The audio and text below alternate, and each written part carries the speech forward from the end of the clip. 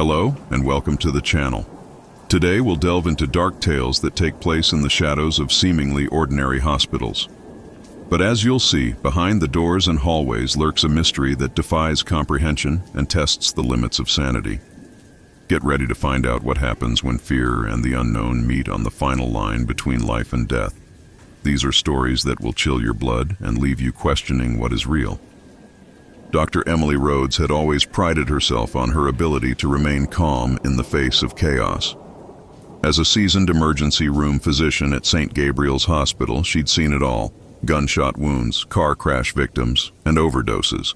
But nothing had prepared her for what awaited her on the night shift of October 31st. It was supposed to be a quiet night. Halloween was typically one of the busiest times in the ER, but this year was strangely different. The full moon hung low in the sky, casting an eerie glow over the hospital's exterior. As Emily walked through the automatic doors, a shiver ran down her spine. She couldn't shake the feeling that something was terribly wrong. The night began uneventfully enough. A few minor injuries trickled in, nothing out of the ordinary. But as the clock struck midnight, the air in the ER grew thick, almost suffocating. The overhead lights began to flicker, and the temperature dropped, sending a chill through the entire department. Emily glanced at the other staff members, who all seemed on edge. "Did the heating just go out?" Nurse Karen asked, rubbing her arms for warmth. "Must be a malfunction," Emily replied, though she wasn't convinced. The silence was suddenly broken by a loud crash from the far end of the hallway. Everyone froze, staring at each other in alarm. Emily took a deep breath and moved toward the source of the noise, her footsteps echoing in the empty corridor. The sound had come from room 104, a room that had been out of use for months. She hesitated at the door, her hand trembling as she reached for the handle. Pushing the door open, she was greeted by darkness, the only light coming from the flickering bulbs in the hallway. The room was empty, save for an old rusted gurney pushed against the far wall. It was covered in dust, untouched for what seemed like years. Suddenly, the door slammed shut behind her, trapping her in the dark room.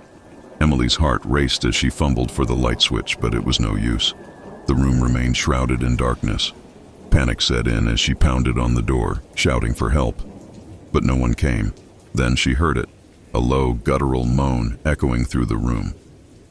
Emily's blood ran cold as she turned toward the sound. Her eyes slowly adjusted to the darkness, revealing a shadowy figure standing in the corner. It was a man, or what used to be a man. His skin was pale and translucent, stretched tightly over his skeletal frame. His eyes were hollow, void of life, and his mouth hung open, emitting that horrific moan. Emily backed away, her mind racing. This couldn't be real. She had to be imagining it.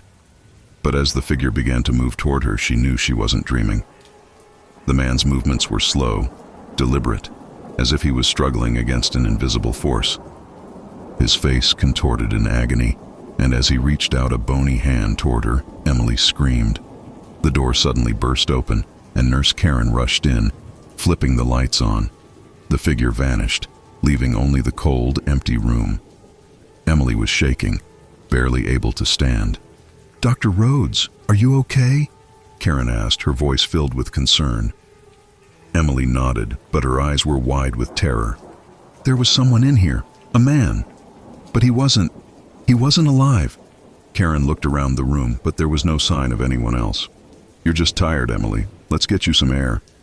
But Emily knew what she had seen. As she left the room, she glanced back, and for a brief moment she saw the figure again, standing in the corner, watching her. The rest of the night passed in a blur.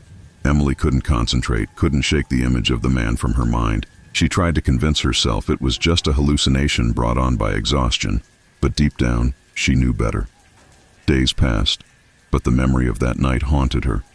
She began to research the history of St. Gabriel's Hospital, digging through old records and newspaper articles.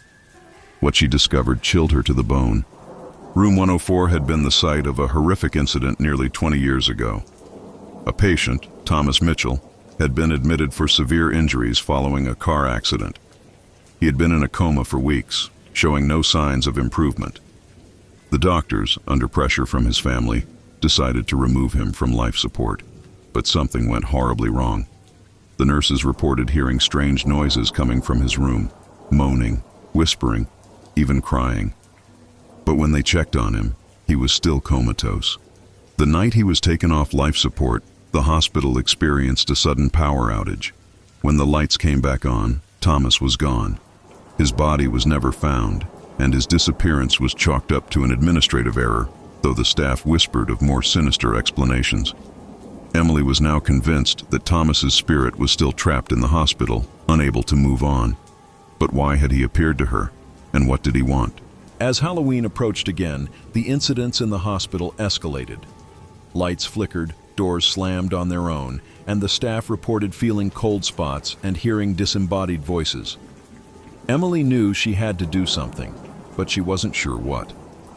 On the night of October 31st, exactly 1 year after her encounter in room 104, Emily returned to the hospital, determined to confront the spirit. Armed with nothing but a flashlight and a prayer, she made her way to the abandoned room. The hospital was eerily quiet, the only sound her own footsteps echoing in the corridors. She pushed open the door to room 104, and there he was, Thomas, standing in the corner, just as he had been a year ago. But this time he was different. His face was more human, his eyes filled with sorrow rather than malice.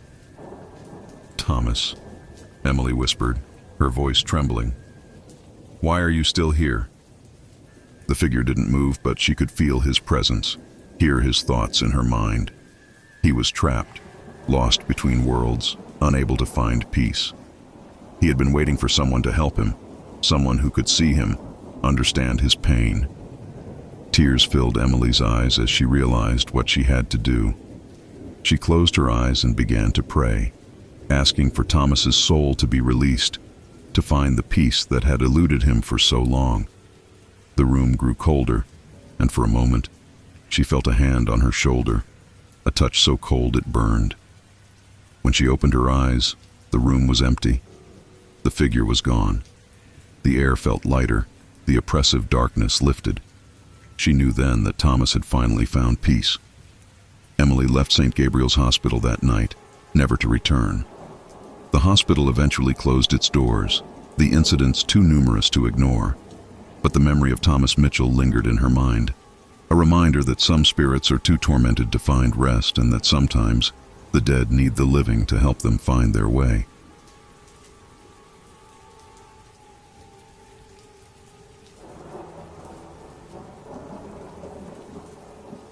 Dr. Sarah Bennett had heard the rumors about the old wing of Briarcliff General Hospital, but she had always dismissed them as mere ghost stories told to scare new staff. The old wing had been shut down decades ago, left to decay behind locked doors, its purpose forgotten by most. But when a sudden power surge caused the hospital's main electrical system to fail, Dr. Bennett was asked to check on the old wing's backup generator. The night was heavy with the promise of a storm. Thunder rumbled in the distance, and the wind howled outside as Sarah made her way down the dimly lit corridor that led to the old wing. The door was massive, steel, and rusted around the edges. It took her a moment to find the key in the maintenance room, and even longer to muster the courage to open the door. As she pushed it open, the smell hit her first, a stale, musty odor that spoke of years of abandonment. The air inside was thick with dust, and the dim emergency lighting cast eerie shadows on the peeling walls. She hesitated, feeling a chill creep up her spine. This place had been forgotten for a reason. She stepped inside, the door creaking shut behind her, and started down the long hallway. The walls were lined with old patient rooms, their windows blackened with grime. She passed by them quickly, not daring to look inside. The silence was oppressive, broken only by the distant sound of dripping water and the occasional creak of the old building settling. The generator room was at the far end of the hallway, marked by a faded sign that read, "Maintenance." She turned the corner, her heart pounding in her chest. The door was ajar, and the light from her flashlight barely pierced the darkness beyond. As she stepped closer, she noticed something strange. An old wheelchair, abandoned in the middle of the hall, facing her. It hadn't been there when she first arrived. Sarah stopped, staring at the wheelchair, her pulse quickening. She shined her flashlight around, but there was no one else in sight. She took a deep breath and approached the generator room, pushing the door open slowly. The room was dark, filled with old rusted machinery. The generator sat in the center, silent and still. She walked over to it, placing her tools on a nearby table. As she examined the machine, she heard a soft noise behind her, like a whisper. She turned quickly, but the room was empty. Her hands shook as she continued her work, trying to focus on the task at hand. The whispers grew louder, more insistent, like a chorus of voices just out of reach. Sweat beaded on her forehead as she realized the voices weren't just in her head. They were real, surrounding her. She backed away from the generator, her breath coming in short, panicked gasps. The whispers were all around her now, filling the room with an unbearable sound. She covered her ears, trying to block them out, but they only grew louder. And then, suddenly, they stopped. The silence was deafening. Sarah slowly lowered her hands, her heart hammering in her chest. The room was dark, save for the thin beam of her flashlight. She turned toward the door, ready to leave when she saw it. A figure standing in the hallway, just outside the room. It was a man, or at least it had been. His clothes were tattered, hanging loosely on his gaunt frame. His skin was pale, almost translucent, and his eyes were dark pits, devoid of any life. He stood there, staring at her, unmoving. Sarah froze, her blood running cold. She wanted to scream, to run, but her body refused to move. The man took a step forward, his feet dragging on the floor, and then another. The sound of his shuffling footsteps echoed in the silent hallway. Finally, Sarah's survival instincts kicked in. She turned and bolted, running down the hallway as fast as her legs would carry her. She didn't dare look back, but she could hear him behind her, his footsteps growing faster, more desperate. The whispers started again, louder this time, echoing off the walls. She reached the door to the old wing and yanked it open, throwing herself through it and slamming it shut behind her. She fumbled with the keys, her hands trembling, and locked the door. The whispers stopped abruptly, and she stood there panting, her back pressed against the door. The lights flickered back on, and the hum of the hospital's machinery returned as the power was restored. Sarah looked around, trying to calm her racing heart. The hallway was empty, just as it had been before. But she knew what she had seen, what she had heard. She wasn't alone in that wing. She returned to the main hospital, her mind racing. She couldn't shake the image of the man, of his hollow eyes staring into her soul. She tried to continue her shift, but the whispers haunted her, echoing in the back of her mind. Over the next few days, Sarah became obsessed with the old wing. She started researching its history, looking through old records and talking to the hospital's oldest employees. What she discovered was more horrifying than she could have imagined. The old wing had been a psychiatric ward long before the hospital was converted into a general care facility. The patients there were kept in inhumane conditions, neglected, and mistreated. One of the patients, a man named Harold, had been particularly troublesome. He was said to have been severely mentally ill, prone to violent outbursts. The staff had kept him heavily sedated and restrained, but one night during a power outage, he had escaped his restraints and attacked the staff. The orderlies had beaten him to death in their attempt to subdue him, but the incident was covered up, the records falsified. Harold's body had been buried in an unmarked grave on the hospital grounds, and his death was never officially recorded. Sarah realized that Harold's spirit had never left the hospital. He had been trapped there, his soul tormented by the violence and injustice he had suffered. The old wing had been abandoned shortly after his death, and the staff had never spoken of the incident again. Haunted by this knowledge, Sarah knew she had to do something to put Harold's spirit to rest.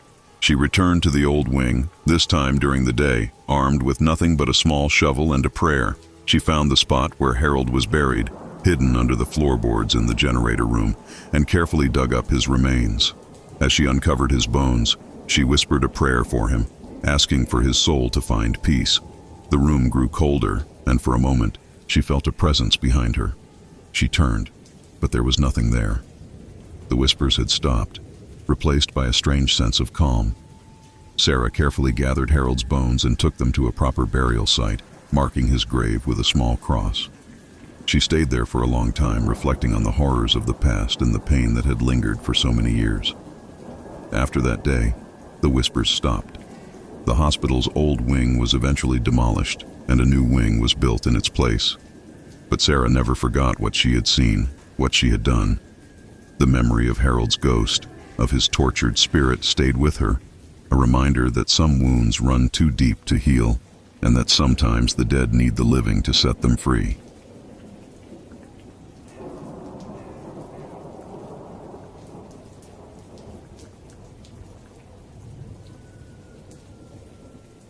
In the heart of the city stood St. Augustine's Hospital, a once bustling medical facility now partially abandoned.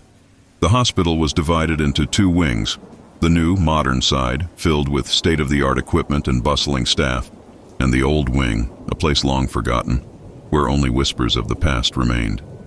The old wing had been closed off years ago after a tragic incident that left an entire ward of patients dead under mysterious circumstances. Most of the hospital staff refused to speak of the old wing, referring to it only as the silent ward. No one ventured there, not even the maintenance crew, who avoided the place with superstitious dread. But for Emily, a young nurse new to St. Augustine's, the old wing held an eerie fascination. She had always been drawn to the unknown, to the stories that others avoided. So when she heard the stories about the silent ward, her curiosity got the better of her. It was a rainy autumn evening when Emily decided to explore the old wing. Her shift had ended, and the hospital was quiet, with most of the staff having already gone home. She grabbed a flashlight from the supply closet, along with her keycard, which granted her access to most areas of the hospital. The keycard, she had been told, would still work on the old wing's doors. As she approached the door that led to the old wing, a sense of unease settled over her. The door was massive, its paint peeling and the hinges rusted. The hallway beyond was shrouded in darkness, the only light coming from her dim flashlight. With a deep breath, Emily swiped her keycard and pushed the door open. The air was thick with the smell of mold and decay. The walls were lined with faded yellowed wallpaper, and the floor was covered in a layer of dust that muffled her footsteps. The silence was oppressive, broken only by the occasional creak of the old building. Emily shivered as she stepped further into the darkness. The ward was arranged in a long corridor, with patient rooms on either side. Each door was shut, but Emily felt the weight of unseen eyes watching her as she passed. She paused outside the first door, her hand trembling as she reached for the handle. With a deep breath, she pushed the door open. The room was small and sparsely furnished, with a single metal bed frame and a cracked mirror on the wall. The air inside was even colder than the hallway, and the hairs on the back of Emily's neck stood on end. She shined her flashlight around the room, but nothing seemed out of place, just an empty, forgotten room. As she turned to leave, the flashlight flickered. The beam of light wavered, casting long shadows that seemed to move on their own. Emily tapped the flashlight, and the light stabilized, but something had changed in the room. The mirror, which had been cracked, was now shattered completely, its shards scattered across the floor. Emily's heart pounded in her chest as she quickly exited the room. She continued down the corridor, her sense of dread growing with each step. The doors to the other rooms were all closed, but now she could hear faint noises, soft whispers, the creak of a bed frame, the shuffling of feet. She tried to convince herself it was just her imagination, but the noises grew louder, more insistent. Halfway down the corridor, she stopped in front of another door. This one was different from the others, marked with deep scratches as if someone had tried to claw their way out. Emily hesitated, her instincts screaming at her to turn back, but her curiosity pushed her forward. She opened the door. The room inside was a nightmarish sight. The walls were smeared with dark stains, and the bed was overturned, its mattress torn open. The smell of decay was overpowering, and Emily gagged as she stepped inside. The whispers she had heard before were now louder, more distinct. They sounded like pleas for help, desperate and pained.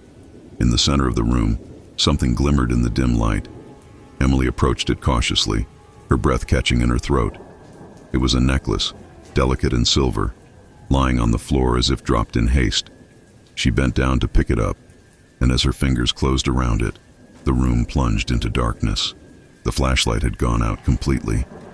Panic surged through Emily as she fumbled with the flashlight, trying to get it to work. The whispers had stopped, replaced by an overwhelming silence. She could feel the presence of something in the room with her, something malevolent. Her heart raced as she finally managed to turn the flashlight back on. The light revealed a figure standing in the doorway. It was a woman, her face pale and gaunt, her eyes hollow and filled with despair. Her hospital gown was tattered and stained, and her hair hung in tangled strands around her face. Emily froze, unable to move as the woman stared at her with empty eyes. The figure opened her mouth as if to speak, but no words came out. Instead, she let out a low, guttural moan, a sound that sent chills down Emily's spine. The figure took a step forward, her movements jerky and unnatural. Emily stumbled backward, dropping the necklace as she tried to escape, but the door slammed shut, trapping her inside with the apparition. The figure continued to advance, her eyes fixed on Emily with a look of pure hatred. Emily backed into the corner of the room, her hands shaking uncontrollably. The figure reached out, her cold, skeletal hand brushing against Emily's arm. Suddenly, the room was filled with a deafening scream, a sound so piercing that Emily thought her ears would burst. She covered her ears, but the scream only grew louder, more intense. The walls seemed to close in around her, the shadows twisting and writhing as if alive. In her panic, Emily remembered the necklace. She reached for it, hoping it would offer some protection. As her fingers closed around the cold metal, the scream stopped abruptly. The figure vanished, leaving Emily alone in the room, gasping for breath. She wasted no time in scrambling to her feet and rushing to the door. This time, it opened easily, and she fled down the corridor, not daring to look back. The whispers had returned, but they were no longer just whispers. They were cries, anguished and desperate, echoing through the dark hallway. Emily reached the exit and burst through the door, slamming it shut behind her. She leaned against it, panting, her heart racing. The hospital was silent, the only sound the distant rumble of thunder outside. She looked down at the necklace still clutched in her hand. It was old, tarnished, and engraved with a name, Lily. The next day, Emily couldn't shake the events of the previous night from her mind. She searched the hospital records for any mention of a patient named Lily in the old ward. What she found chilled her to the bone. Lily had been a patient in the silent ward, admitted for severe mental distress after losing her family in a car accident. She had been placed in isolation due to her increasingly violent behavior. But one night, during a severe storm, the power had gone out in the old wing. The staff found her the next morning, dead in her room, having taken her own life. The necklace, a gift from her late mother, was never found. The room where Emily had encountered the apparition was Lily's. The scratches on the door were from her desperate attempts to escape the torment in her final moments. The hospital had covered up the incident, sealing the room and the memories away. Emily knew she had to return the necklace to where it belonged. That night, she returned to the old wing, her fear battling her sense of duty. She placed the necklace on the bed in Lily's room and whispered a prayer for her soul. As she turned to leave, she felt a presence in the room again, but this time it was different.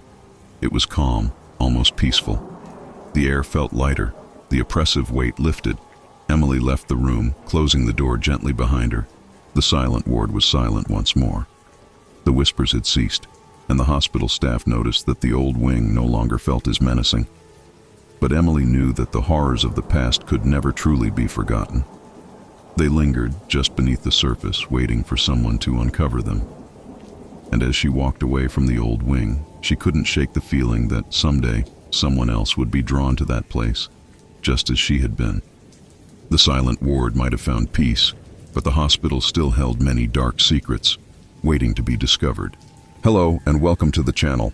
Today we'll delve into dark tales that take place in the shadows of seemingly ordinary hospitals. But as you'll see, behind the doors and hallways lurks a mystery that defies comprehension and tests the limits of sanity. Get ready to find out what happens when fear and the unknown meet on the final line between life and death. These are stories that will chill your blood and leave you questioning what is real.